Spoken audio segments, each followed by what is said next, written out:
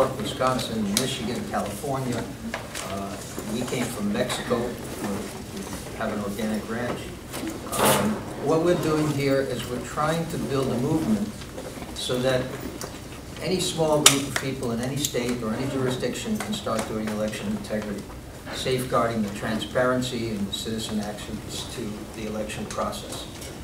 And we want to make this a publicly available group of information pieces. And so all this will be eventually on the website of the National Election Integrity Coalition. It's called electionintegritycoalition.org. And there's these cards we'll send around for those of you. The website is on the bottom, and that's all it is. There's no names on it here because we're a grassroots, a grass tops organization that exists at a real grassroots level. And we represent not the insider Washington Beltway reform groups. We represent the real grassroots, people working in the field in their local states or districts. And we're going to start.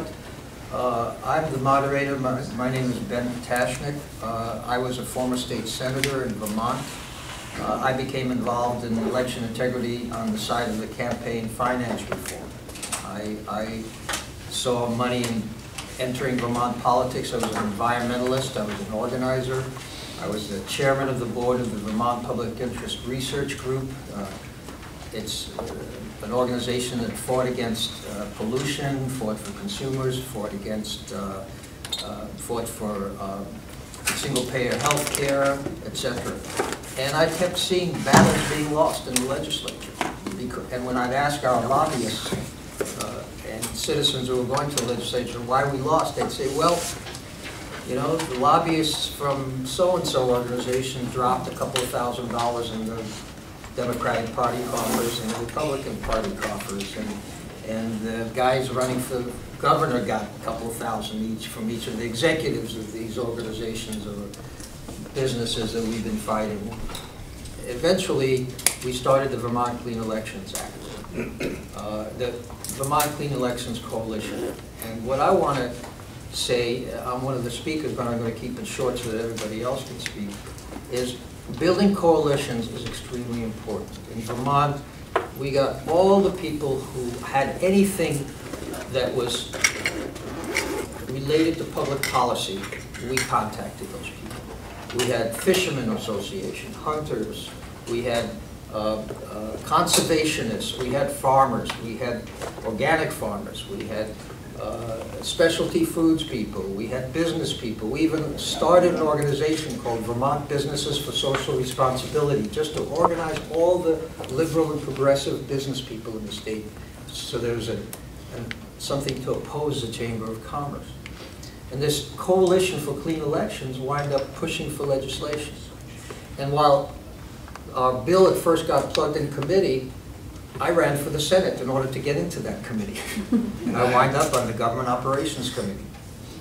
And while I was on the Government Operations Committee, anytime one of my fellow senators started lagging, I'd make a quick call, and he'd get 600 phone calls the next morning, or faxes, or emails. So we worked inside and outside of the Capitol to push legislation, and that was the model that I thought was really good, really worked well. One of my fellow senators, who was the chair of the committee, who had to turn his phone off because he got so many phone calls, he was the Republican chair, and he was told to block the committee, block the bill in committee. He started calling us the dirty elections campaign. You know, you guys are fighting dirty. Phone calls to you, Bill, dirty? Is that very dirty?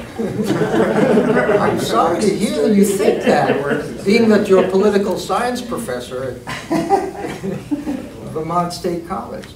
So we had a pretty good time working this from both ends, and we wind up with 30 votes.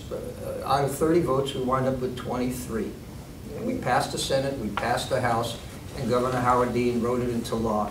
Even though the reason I first started the campaign was because lobbyists had convinced him to go along with the Hydro-Quebec contract for $4 billion, which ruined a whole ecosystem in the province of Quebec. And he hated me at first. But we wound up working together in the end. It took 5 years to get this thing through. But to make a long story short, it was appealed, and when it wound up getting through the court system in Vermont and passing, and then it got through all the court systems at the appeals level, wind up at the federal Supreme Court, at the U.S. Supreme Court. Bill passed in 2007, in 1997. It was struck down in 2006 by the Roberts, Alito, Thompson team. And we unfortunately no longer have campaign finance reform in Vermont. We had public financing of elections, that's still there, but all the campaign limits and the spending limits that we put in have been struck down. That was just before Citizens United.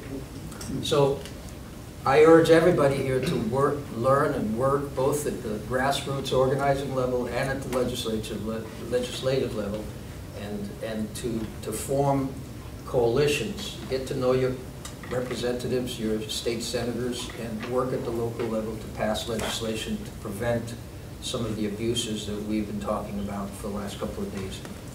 Election integrity, okay? And with that, I will move to introduce Victoria Collier.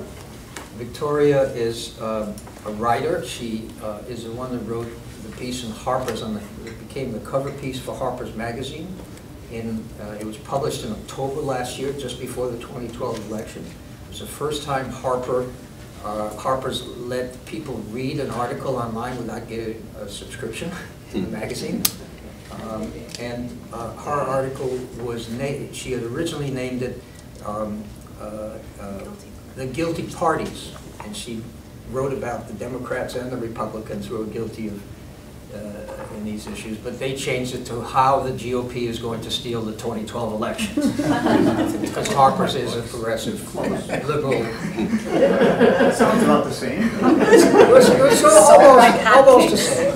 And Victoria is a firm believer that the National Election Integrity Coalition, as most of us believe, should be nonpartisan, because this is not a partisan issue. This is a values, ethics, democracy issue. And she managed to fight with them. I saw her working for 8 months, and then at the last minute, they changed everything she wrote, and it was a week before publication, and they said, we're going to publication, and said, no, you're not with those changes. And they said, well, we got to go, it's late. It's just, I'm not letting you put my name on it. And she fought hard, and they changed back a whole bunch of stuff, and she'll never write for Harper's again, probably, but I don't think she'll want to. Anyway, with that said, Victoria Collier. Thanks. Hi. Thank you all for coming. This convention, we've all been talking about it for about 6 months now, the opportunity that it gives us all as election integrity activists to bring our issue to the larger democracy movement that is growing, obviously growing, for an unfortunate reason, which is that we have a massive democracy crisis in the United States.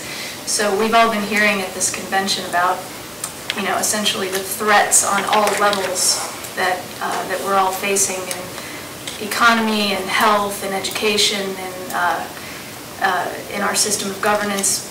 Mostly the sense is that there's a rising corporatism that's basically submerging all of our systems of community and personal control and just taking over our government and society, our food systems, our defense, everything that's being covered here in this conference. So what election integrity brings to this conference is a message that there's a reason, in part. I think we hold a certain key to this equation. When people ask how did we come to this in the United States, part of the answer is for the past 40 years we've been losing control over our mechanism of democracy, which is elections and vote processing and counting. And this has been really insidious. It's just been taking over. A certain corporatism has been taking over our elections process, and it's never been an item on the public agenda. It's never been brought to the people to make this decision whether it's acceptable for this to happen or not. But what has happened is that our voting process, the casting and the counting at this point, are becoming completely computerized and privatized and owned and controlled by a small number of private corporations. And many of them have very, very shady backgrounds, very questionable backgrounds. There's a tremendous amount of criminality when you read the investigations that election integrity researchers have done in the past 10, 20, 30, 40 years. We have a lot of information to support allegations that criminals have overtaken the manufacturing systems for our voting machines. And that's pretty disturbing information. Basically, we're left in a position where if our votes are being lost, or if there's a hidden voter suppression that's happening within the system itself, within the mechanics of the system, we are not aware of it. We cannot be aware of it. We also cannot prove it, which basically leaves us with circumstantial evidence. So we can point to anomalies, we can point to, exit polls that don't match up, that, seem to mysteriously, shift to the right, the results of the election shifting to the right of the polling. All of this type of work that's been done recently basically just raises alarms, but we don't have a smoking gun that says this is how any given election was stolen, because the capacity to prove that has been taken away from us through these systems. And where we are today, we are losing our ballot. Actually, what's happening is we're actually going backwards, and we have a huge threat that's facing us right now. We've spent many, many years fighting against electronic voting systems that do not provide any kind of ballot at all, which is the touchscreen system. That gives no ballot to recount, no ballot to audit. And some battles have been won in different states to get rid of those touchscreen systems. Although they are in place in, I think, 17 states right now, have no paper record of their votes at all. But what is now coming down the pike is internet voting, which seemed to those of us in this movement like an insane science fiction nightmare that we wouldn't have to think about for another 50 years or something like that. But it's here, it's now, it's being pushed into states all around the United States and in other countries as well. So the way that the touch screens were pushed in the United States was through essentially utilizing the disabled community as the vector for these unaccountable systems, because it makes it easier for them to vote. The way the military is being used now to push internet voting, because we want overseas service members to be able to vote, and who can argue with that? So it's interesting to see the similarities here. What's basically happening today is that the election integrity activists who are pointing out that these convenience voting systems absolutely destroy transparency and destroy public oversight. We are being pitted against other democracy activists who want to enfranchise people and who say, well, anything that makes it easier to vote is a good thing. Well, what's easier than the internet? You can vote on your smartphone. You can vote on the toilet. You can vote from anywhere at any time. You have no idea what happens to that vote, of course, but it sure is easy. So that's the threat that is upon us, and we are trying to spread the word on that and organize against it. So a little background, my history.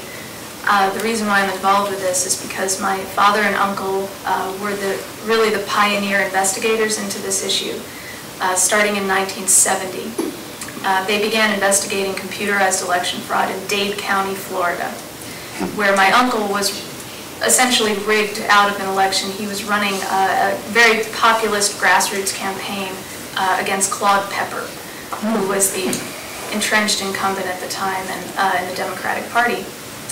They encountered a tremendous amount of fraud in that election, and they began investigating it. My father was the campaign manager for my uncle, And it led to 25 years. I mean, they fell down the rabbit hole. 25 years of investigating election fraud in the United States. And they eventually wrote a book called Vote Scam, The Stealing of America that was published in 1992. They were really the first to sound the alarm on the fact that elections can be now, there's a whole new realm of manipulation and insider rigging that can happen with these new systems that were being brought in, unquestioned, blind faith in progress, and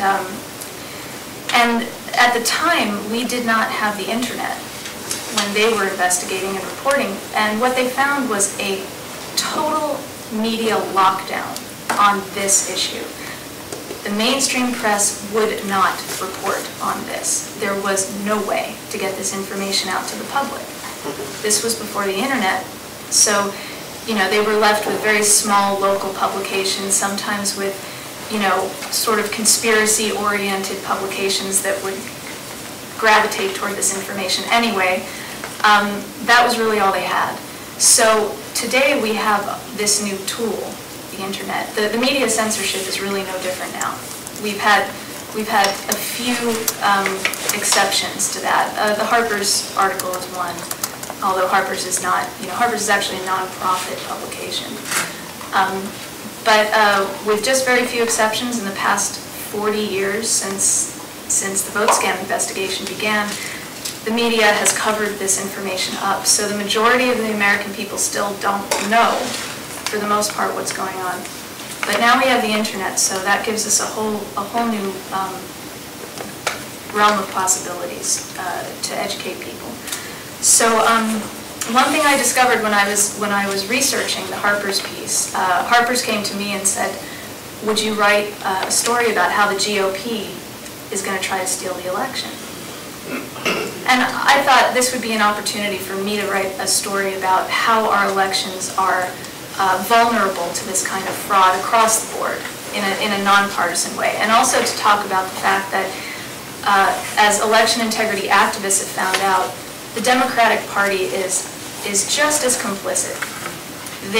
If they are not rigging the machines, they are allowing the machines to be rigged. They are allowing the machines to come in that can be rigged. When there's evidence of fraud, all different kinds of fraud, even just the kind of ballot tampering where the ballot bags are slit open when they arrive at the central counting location and that type of thing, the parties, both parties, will not act on this evidence, and that's been proven state by state by state by state by state for many, many years. So I wanted to talk about this, but as Ben discussed, that Harper's had a partisan agenda, and the article was very much twisted in that direction. However, there is a lot of evidence to suggest that the right wing has had inordinate access to these machines and these systems for many years, and we very likely have seen many stolen elections using these machines, including probably George Bush, both of George Bush's presidential elections were very likely not won by George W. Bush. And those were game-changing elections that changed the world, changed the future for the country and for all of us. And the details of how that was done, I'm not going to go into here, but anyone who doesn't know the story, there's a lot of information on how the vote was rigged in Volusia County, Florida in 2000 using a rogue memory card that derailed Gore's election results. And then in 2004, essentially the Republican Party operatives run by Karl Rove had control of the vote count in Ohio, complete control of the vote count through a computer system that was also hooked up to the Secretary of State's office, who was also not only a Republican, but the co-chair of the committee to re-elect George W. Bush.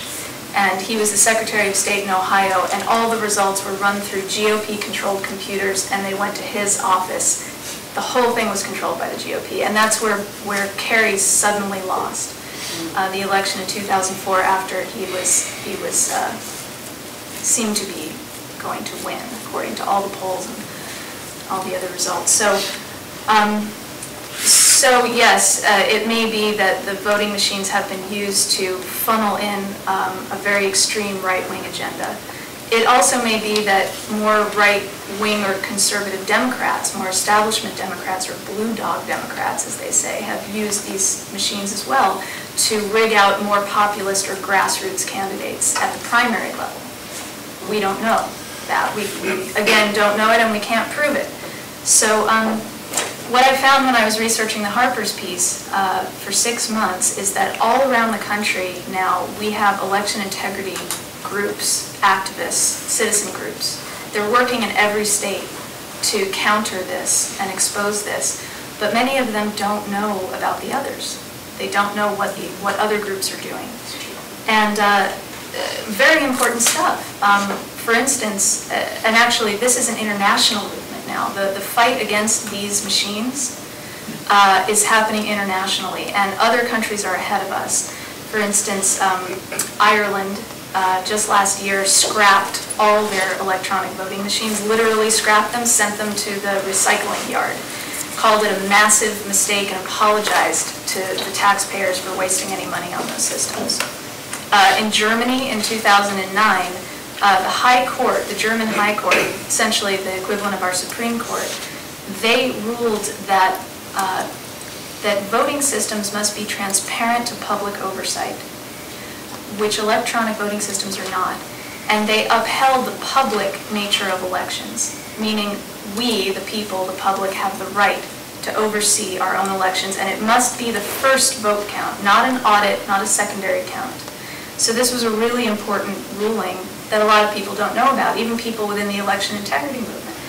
So I started to realize that we needed a network, we needed a coalition effort in election integrity, and that's why we started the National Election Integrity Coalition, and that's what we're here representing.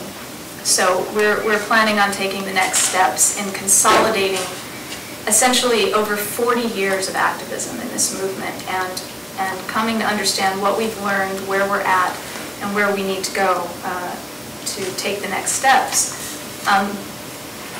So one thing that I think is really important for election integrity is to frame this movement, to reframe this movement in a broader context, and basically to connect it to the passions that other people have already. So we all care about a million different issues. All of those issues at their base are rooted in democracy. So whether it's economy or war, or GMO foods, or women's rights, or gun control, or anything on any side of the spectrum that you care about, they're all rooted in democracy. So in terms of educating people and making them care about this, we have to explain to them how if we don't have the right to self-governance, all of these decisions are out of our hands.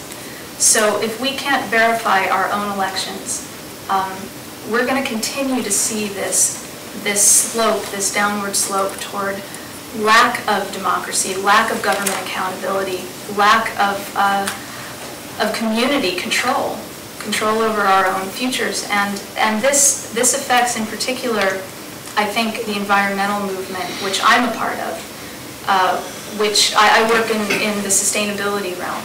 And sustainability is the issue of our day because we're threatened on so many levels by our unsustainable systems. And my message to the sustainability movement is that, you know, when you work in sustainability, you know that everything is an ecosystem. We are all part of a planetary ecosystem that's completely interconnected. And if we destroy that ecosystem, we're undermining our ability to live here on this planet. Democracy is also a living system.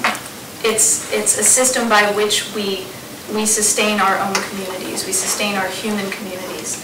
So just as in the environmental movement, we have to determine what technologies are appropriate to sustain these systems. So when we're dealing with environmentalism, we have to discuss whether nuclear technology is appropriate or whether solar or wind or other more sustainable technologies are better. Well, in democracy, what technology is appropriate for us to sustain our democratic system? If democracy requires public oversight and transparency, we can't use technology that completely undermines that. We can't use technology that does not allow us to oversee our own elections processes. And electronic voting, internet voting, those are inappropriate uses of technology for democracy. We need to only have systems that allow for public oversight and that support democracy, not undermine it, no matter how convenient it may seem at the time. Convenience voting is what we have to realize we've been moving toward. And it's essentially, convenience voting is to democracy what fast food is to nutrition. You know, it's very efficient. It serves millions of people, but over time, it undermines the health of our communities, and that's where we're moving towards. So that's the way that I'm working to frame this movement, or at least to educate people. So I probably need to close up here. The last thing that I wanted to say was, oh, I have 2 minutes, okay. Oh yes, this is another way of framing it for people who, I think probably a lot of people in this room have a connection to this issue. The GMO and sustainable agriculture movement, they often use the term right to know. We have a right to know what's in our food. That's people who fight for labeling GMO foods. It's generally called a right to know issue. They're not saying don't use GMO foods, don't use GMO technology. They're saying we have a right to know when you're using it. This is the same for elections. We have a right to know how our elections are counted. I like to compare those two things because there are millions of people in the GMO movement right now. There are very few people in the election integrity movement. So part of what we can do to build this movement is to connect in the ways that other people are already impassioned and motivated. So when you all go back to your communities and your families and hopefully discuss this issue, find the passions, the things that your friends and family care about. And that's a way that you can educate them about why it matters. Self-governance in the end is through the ballot box.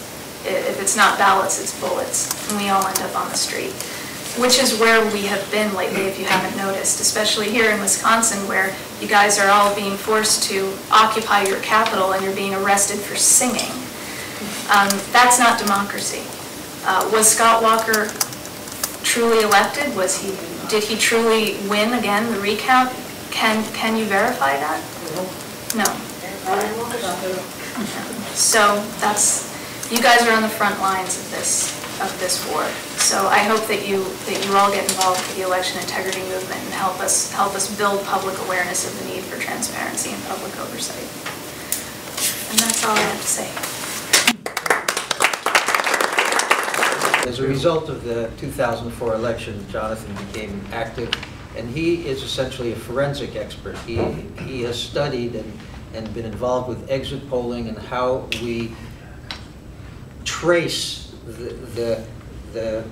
those other pieces of evidence that are not a smoking gun when elections are being stolen. And I'll leave it up to you to explain that. Thank you. Well, you know, it really does go back before 2004, and Vicki could trace the history well back before 2004.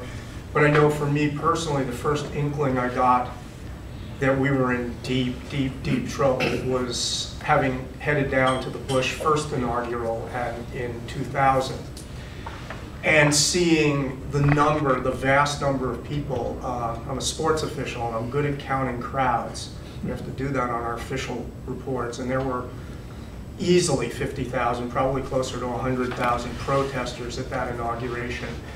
And seeing what they did to atomize us and split us up and keep us off from assembling together, keep us off camera, and then going home and the next day seeing how it was covered in the paper, the Times and the Washington Post and the Boston Globe, you know, where there were hundreds of protesters. I mean, you know, hundreds. You know, we outnumbered the celebrants 50-1. You would have thought that would have been the news line. So as early as 2000, that election having taken place, Catherine Harris, all those things going on, obviously was bad enough. But then how the public response, the response of the immune system of this country was being suppressed. as a kind of AIDS circulating in the bloodstream, was truly scary. Then in 2002, when the Republicans, you're supposed to lose seats when you hold the White House, although there was, of course, 9/11 in there, but quite shocking victories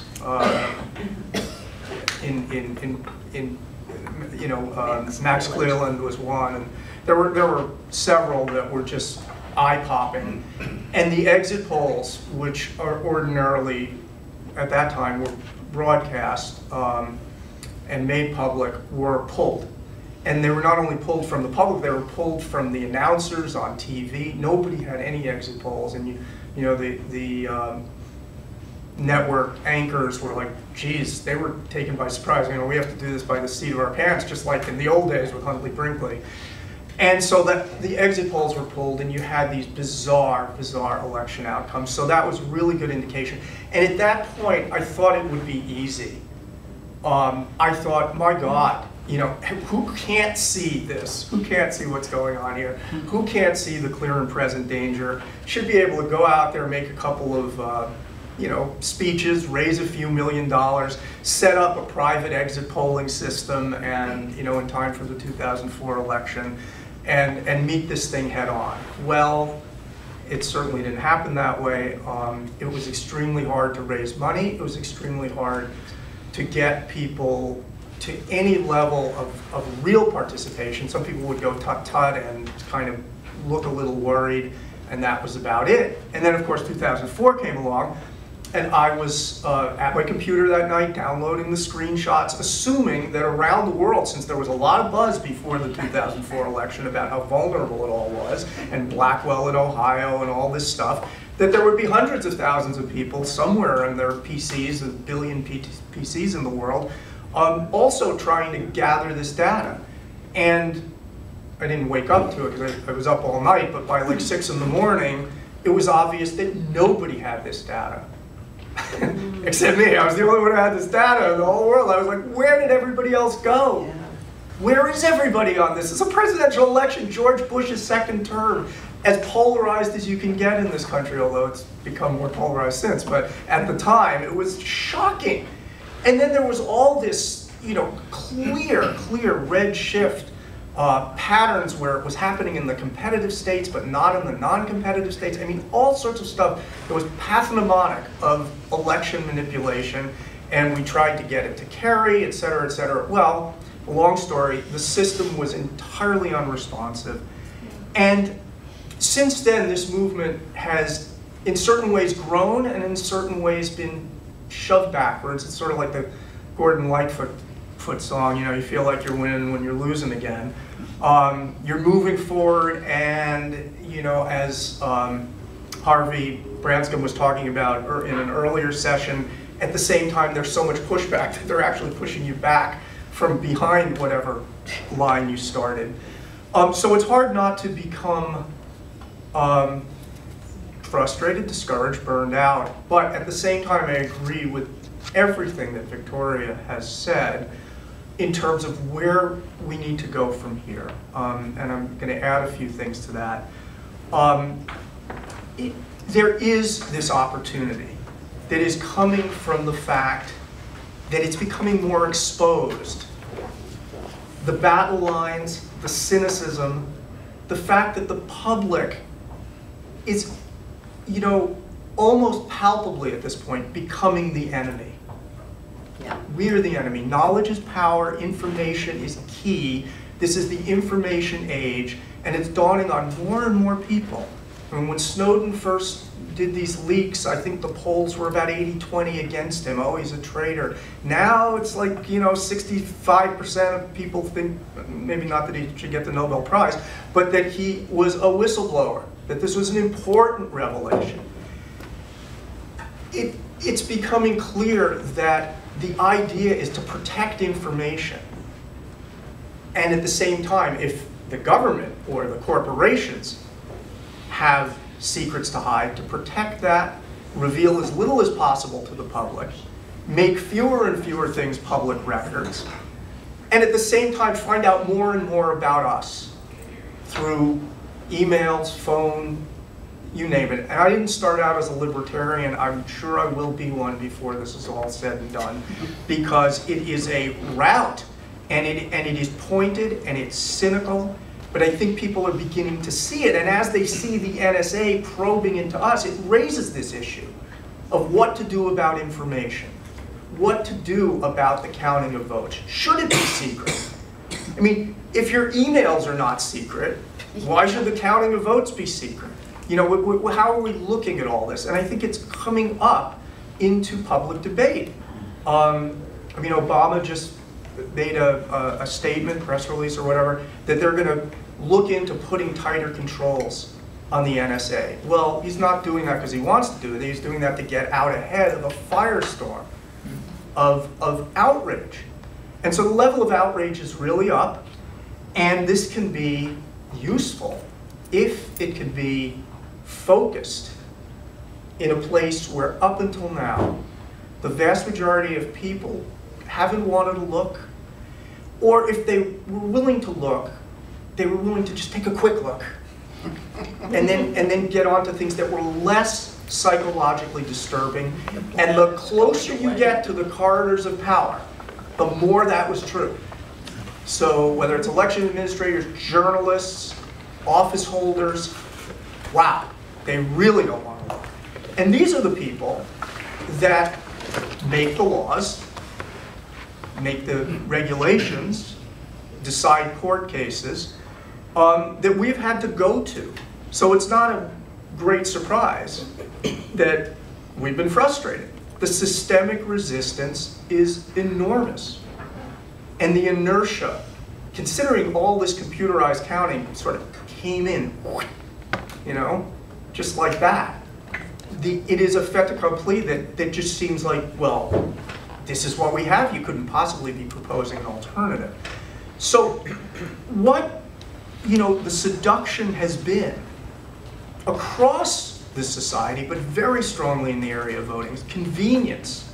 You know, convenience, speed, security, all these things that sort of sound good on the surface, but have these unintended consequences.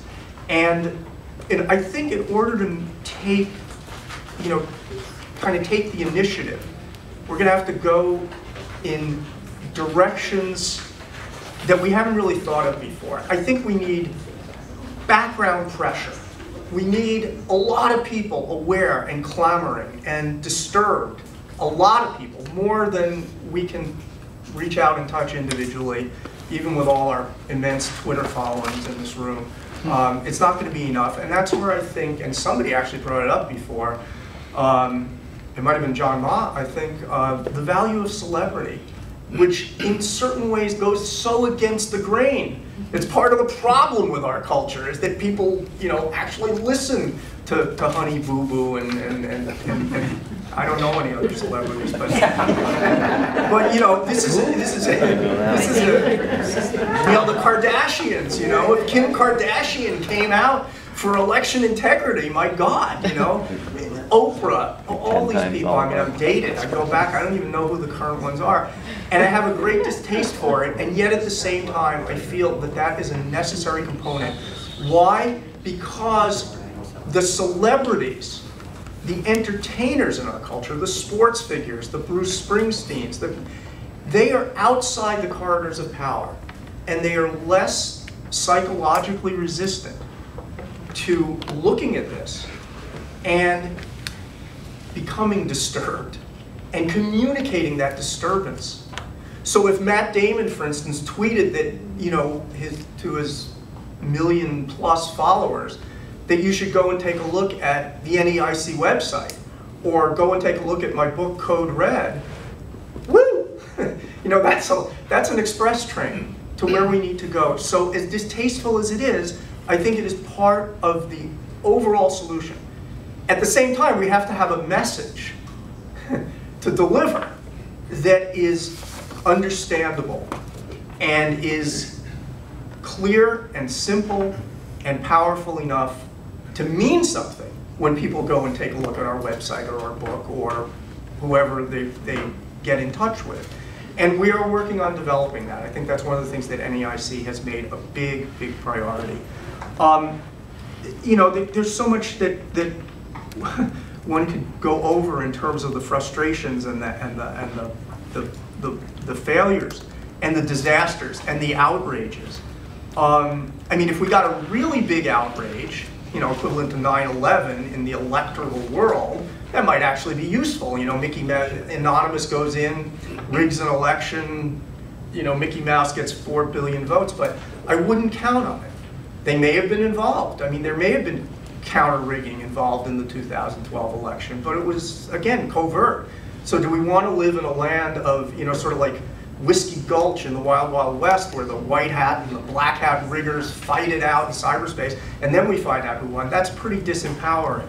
So we need to be able to mobilize a very broad public and focus our attention on solutions that stand a chance of adoption without a revolution. And that's why, I mean, although we would, you know, in an ideal sense, hand-counted paper ballots makes perfect sense. If we want a democracy, we should undertake the duty, the responsibility for the counting of votes as the minimum that we're willing to put in to sustain a democracy. So ethically, it makes more than sense. It's almost an imperative. But realistically, and given the pragmatic inertia that we face, and election administrators' power and their attitude, we got to look for things that stand a chance of adoption in the time frame that we're working with, which is getting very short.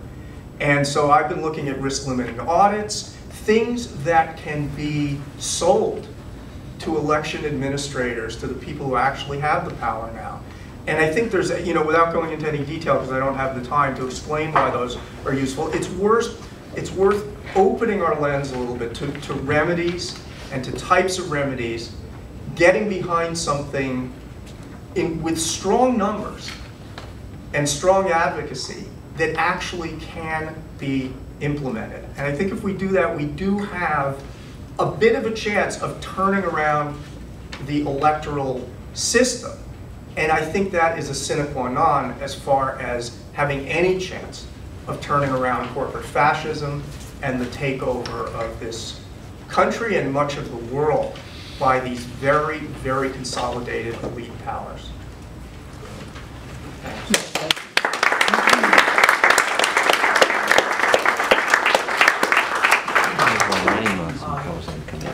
Our next speaker is Mimi Kennedy. And Mimi comes to us from California. She's the co-chair of the Progressive Democrats of America, and she's been an election integrity activist for many years in California, helping get a good Secretary of State elected, fighting against the machine companies, working as a poll worker in her local district. She's an activist through and through most of her life. She's never, we can't call her half the time she's doing something. With that, I give you Mimi Kennedy. Okay. Excuse me, she's also an actress. She's been in some of Woody Allen movies. And she's Midnight in Paris. And TV. Our Starman and Greg. Yes, She's our celebrity. I would speak to the celebrity thing. I told Jonathan that celebrities tend to take up a cause once it is popular. But one of the good things that's happening is Kerry Washington, who's you know, the first African-American star of an hour-long drama on network television. She and Shonda Rhimes, the producer, who's also African-American, did a election fraud story all year about an election fraud case. So those of us who know how to go and watch TV on something other than when it's on Wednesday night, which even I can't do, that evidently for people who've been watching has been a very compelling and pretty accurate metaphor for what actually did happen. And people say you tell fiction can tell truths that can't be told directly. Now, where was that election stolen? Well, right, is Kerry, is that doing Ohio, by the way? Are they doing Ohio on the show? Yeah, I think it's pretty close to the deal.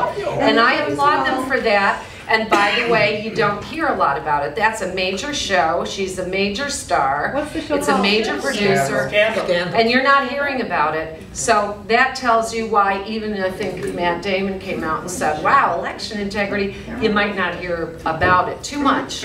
But people will come along, and the grassroots are important because the celebrities care about what the people care about because they want you It's on to watch ABC, their stuff. Scandal. Scandal, it's called Scandal. And it's about computer fraud being used. It's this year, I believe it's the second season of Scandal. Okay. So I want to start with what I had written down last. Where do we stand now? And I had just asked Bob Fitrakis about this at lunch. I do believe that the early election, the massive election fraud, the crime that dare not speak its name, the thing that's still being covered up in the Justice Department, was motivated by a sort of conscience belief that America was going the wrong way. And the biggest thing about this was abortion, not war. We can kill as many people in a war as we want, but we need to save our American babies, our children. And so somehow that was the conscience motivator, the noblest good that allowed you to lie, cheat, steal, and commit treason upon your fellow citizens who were simply morally misled and didn't know that the right thing to do was to ban abortion in the United States. And by the way, one of the only successful places that ever banned abortion was Ceausescu's Romania. So what a good moral country that was. So anyway, I sense that that was the motive. And then we have all these systems in place where the capacity to steal an election undetectably remains. Now, if the motive is gone from one sector that thought they were doing it for some moral good, I do look at the corporatocracy or international finance or global. In an era of perceived scarcity, you want you and your family, I guess, to win. You somehow want to beat the other guy. You want to make sure you live and the others die. Whatever. There's this capacity now to control Americans' domestic and foreign policy by managing demand in a kind of consumer way, make us consumers, we read the paper, this is what we want, and then making it credible that we went and voted for it. And if we didn't, it will simply be changed on this capacious system that can do whatever it wants detectively. So that is where we stand. So how do we change things? Well, the good news is that locally, elections can actually be to some degree in the hands of some poll workers, some local election officials. You know, there's people whose faces and names you know that are responsible for botching things or having things go well. So if we look it over, we can, as from poll workers to overseers to legislators, we can start to say, this is happening, we want to remove the fraud capacity. That's all we're asking. We're not pointing fingers anymore, we don't know who's doing it, but you're our local community. You want someone else to come in here and tell you how you're voting? No. So to some degree, I think we now have the issue on our side across the political spectrum. That's the good news. Again, I'm just describing how I see where we stand now. In legal terms, what I've just described is reflected in what's going on in Los Angeles, which is the biggest voting jurisdiction in the United States and is about to look at getting a brand new voting system, eliminating our paper ballot Opta scanners. And I've been on this committee fighting to keep a paper ballot no matter what we get, because I'm really scared we're going to go to a DRE with a paper trail that will never be looked at and the audits can be gamed. So far they're saying, no, it's going to deliver a paper ballot that will be counted outside the ballot marker that makes it. That's something, but it's not everything. At least if it's a paper ballot, I can count it. Anyway, it had to service, again, the disabled community. They are being used as the vector by which it has to be a touchscreen for everyone. But I want to say that the legal part of this is that LA County wants to move to public ownership of its voting system. It's going to develop the thing after all the committees have weighed in, and it's going to own it. Now what that does do is it makes the public liable. If our election official botches an election and we find out, a candidate can sue us. That's a motivator across the spectrum to go, I don't want to have to pay $30 million in taxes because somebody thought that they didn't get the office that they deserved. And it will be us. It won't be Diebold, and it won't be ES&S. So we've removed possibly a layer of obfuscation where our election officials would go, really, that happened? Well, you know that was the vendor. And that guy who did it is gone now, and we don't have the paper records of who did it. No, now it's you. And by you, I mean us. This is why, by the way, the nuclear industry is dying, because they gave the nuclear industry a liability pass when no insurer wanted to insure 50,000 years of half-life of a cancer-causing radioactive substance. So they made the American taxpayers the insurers of last resort, somewhere around the 70s, I believe. And nobody knew it, but the fact is, any accident, if you had to move LA because it was all radioactive, the people who would pay for my house in Ohio would be you, the taxpayers. Once people found that out, and they were about to, but nuclear's closing down because the liability was too much, and it was the public. So this aspect of public ownership might be an opportunity, and I say might be because everything can be gamed, might be an opportunity to wake up our public and say, you know, now if it counts wrong and it's inside and it's botched, it's us. We're on the line for all that mess. There's no vendor in between. So LA wants to look at this, and with that in mind, I am very concerned that we do have a paper ballot and that citizens would be able to count that paper ballot if it comes to that. If we're going to audit an election, we're going to know how, we're going to be good at it. That's why I'm running workshops tomorrow with Judy to just handle some paper ballots and pretend we're counting 100 paper ballots and just learning how to do it. Our experience is going to empower us, even if it's baby steps. So it'll come to your neighborhood soon, public versus private ownership, and it's not an overall solution. And the great Bev Harris often said, I don't get behind a solution until I know it's really a solution, because we've all been burned by getting behind a solution and dealing with the unintended consequences, which might be worse. But I think at this point, I realize there's always going to be the gamester who is ahead of us going, if you want that, I can do this. And then we get demand management. You want this, you want this. Now we've got legislators going public ownership, public ownership, public ownership. And then they'll put other things in their bill that I don't feel comfortable with. So yeah, maybe public ownership, but if you're gonna act like that, I don't want it from you. It's very, I don't mean to be discouraging, but where we are now is looking at the unintended consequences and all the details of something like public versus private ownership of these voting systems. And if we can have a paper ballot, then I do own that paper ballot and I'm going to count it with the rest of the community. And I do feel that is a solution I can get behind, but incrementally I have to look at a lot of dangerous, gameable stuff as we go there.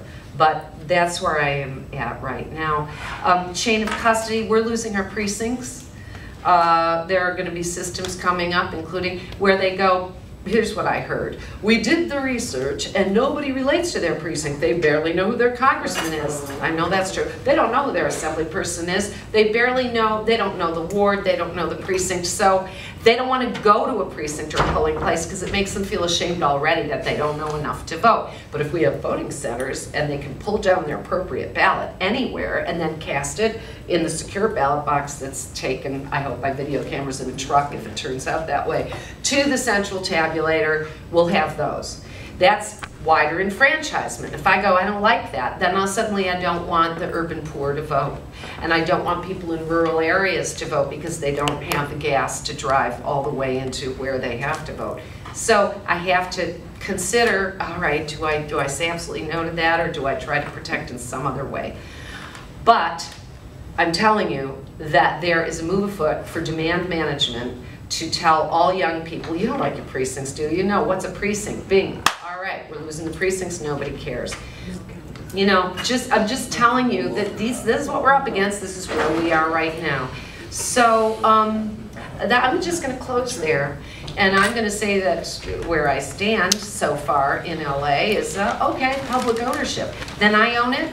Then I'm going to work with my election officials to make sure I don't have to sue my own butt. And we're going to talk about this, and we're going to have a paper ballot, and I'm going to come in here with some people who count it. Thank you very much.